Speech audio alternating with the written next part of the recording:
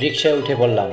এটা হচ্ছে আজিমপুর কবরস্থানের সামনে দিয়ে যাচ্ছি রিকশা করে। প্রকৃতির সৌন্দর্যটা মুগ্ধ করেছে আমাকে। এটা যদি দেখেন আপনারা মুগ্ধ হয়ে যাবেন। এই জিনিসটা তো দেখার কথা আপনাদের। আমাদের ৭১-এর স্বাধীনতার ঐতিহ্য এটা। এখানে দেখলে আপনার মন প্রাণ মুগ্ধ হয়ে যাবে। এটা আমার নতুন ব্লগিং ভিডিও। আজকে উদ্দেশ্য হচ্ছে চিড়িয়াখানা ঘুরতে যাব।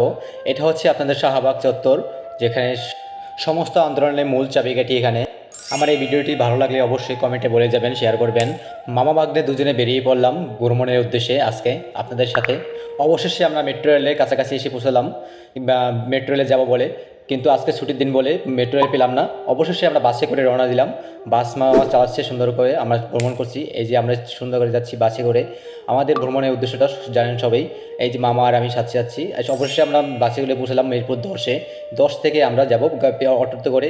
অবশেষে আমরা অটোতে উঠে পড়লাম। অটোতে মামা চালাচ্ছে সুন্দর করে। এই অটোতে আমাদের সুন্দর একটা পরিবেশ, আমাদের খুব ভালো লাগছিল অটোটা। অবশেষে আমরা চিড়িয়াখানার দ্বার প্রান্তে এসে পৌঁছলাম। আমাদেরকে স্বাগতম জানানো হলো।